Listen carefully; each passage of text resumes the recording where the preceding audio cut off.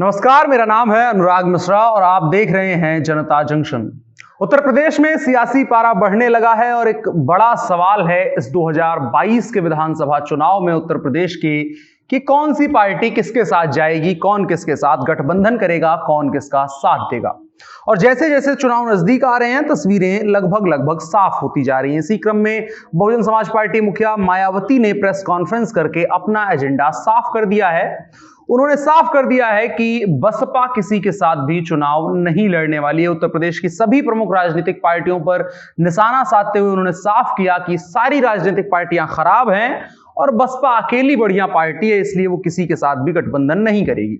इस press conference के दौरान मायावती ने कांग्रेस और सपा को कहा कि उनके पुराने पाप उनको ले डूबे हैं और अगर सत्ता में रहते उन्होंने ठीक ठाक काम किया होता तो जनता उनको इतने अंदाज से, इतने बड़े अंतर से उनको सत्ता से बेदखल नहीं करती। और बीजेपी के लिए कहा कि आज तक इस सरकार ने कोई काम नहीं किया है अपने कार्यकाल में और जब अब चुनाव नजदीक आ रहे हैं तो आधी अधूरी और अधकचरी परियोजनाओं का लोकार्पण और शिलान्यास करके जनता को बेवकूफ बनाने की कोशिश कर रही है, लेकिन जनता इनको वोट देने वाली नहीं है। कुल मिलाकर के मायावती का कहना है कि बसपा ही उत्तर प्रदेश के लोगों का एकमात्र बेहतर विकल्प है। हालांकि मायावती ने यह नहीं बताया कि अगर बाकी पार्टियों के पापों के चलते उत्तर प्रदेश की जनता ने उनको सत्ता से बाहर का रास्ता दिखाया तो 2007 के चुनाव में अपार बहुमत देने वाली जनता ने उन्हें दोबारा सत्ता के सिंहासन पर क्यों बैठाया। खैर, वो एक गहन चिंतन और विश्लेषण का विषय है, अभी मायावती के प्रेस कॉन्फ्रेंस के इर्द गिर्द ही रहते हैं।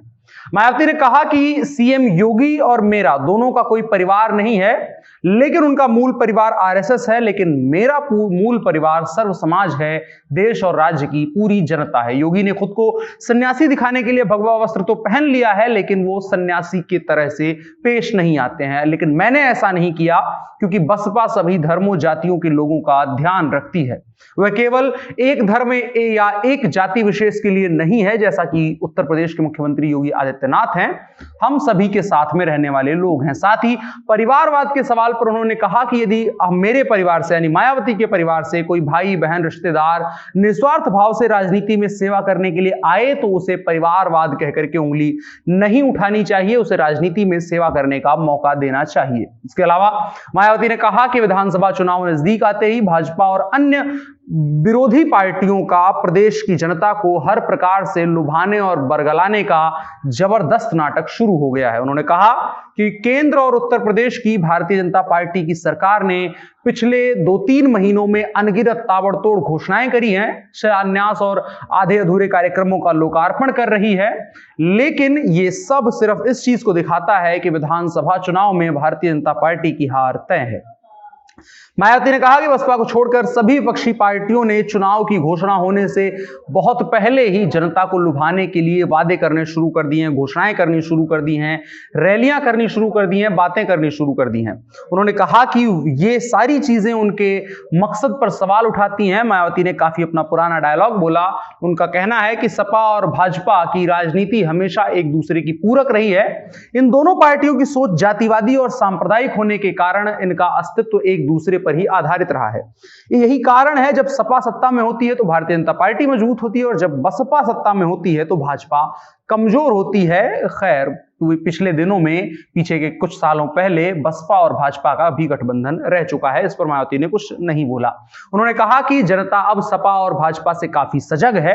उन्होंने कहा कि बसपा को यह पूरी उम्मीद भी है कि अब उत्तर प्रदेश की जनता इनके किसी भी षड्यंत्र का शिकार नहीं होने वाली है। साथ ही कांग्रेस पर भी सपा जैसा होने का आरोप मायावती ने लगाया। उन्होंने कहा कांग्रेस ने अगर उत्तर प्रदेश में अपने लंबे शासनकाल में अगर 50% चुनावी वादे भी पूरे किए होते, जनहित के काम किए होते, तो आज यह पार्टी केंद्र और उत्तर प्रदेश समेत देश के अधिकांश राज्यों की सत्ता से बाहर नहीं होती। बसपा अध्यक्ष ने व्यंग करते हुए कहा कि सपा आगामी विधानसभा चुनाव में 400 सीटें जीतने और भाजपा 300 सीटें जीतने का वादा कर रही है। यह दावा बचकाना और हवा हवाई है और अगर इसमें कहीं से भी तथ्यात्मक सत्यता है तो चुनाव आयोग को विधानसभा की सीटों की संख्या बढ़ाकर लगभग 1000 के आसपास कर ही देनी चाहिए। ये सारा कुछ रहा जो मायावती ने बोला। अब देखते हैं कि मायावती के बोले का उत्तर प्रदेश में कितना असर पड़ेगा। और यह भी सवाल कि अगर मायावती किसी के साथ चुनाव नहीं लड़ती हैं तो किसका कितना फायदा और किसका कितना नुकसान होने वाला है। सबसे पहली बात भारतीय जनता पार्टी करें।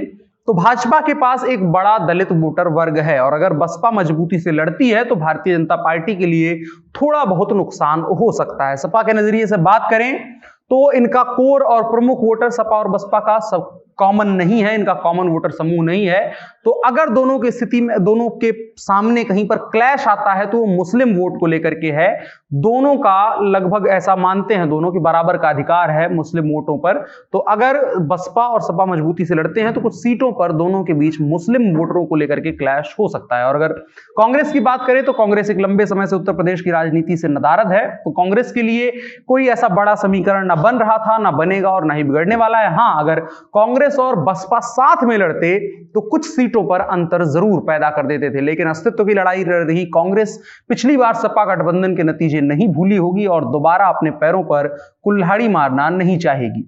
कुल मिलाकर के किसी का कुछ खास फायदा नुकसान नहीं है। हां, अगर बसपा मजबूती से लड़ती है तो त्रिकोणीय मुकाबले को चतुष्कोणीय बना करके सभी की जीत की राह में रोड़ा बन सकती है और कुछ सीटों पर उलटफेर का कारण भी बन सकती है।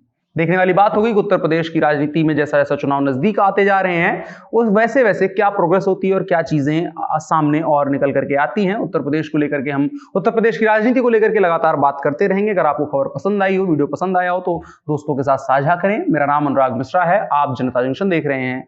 शुक्रिया।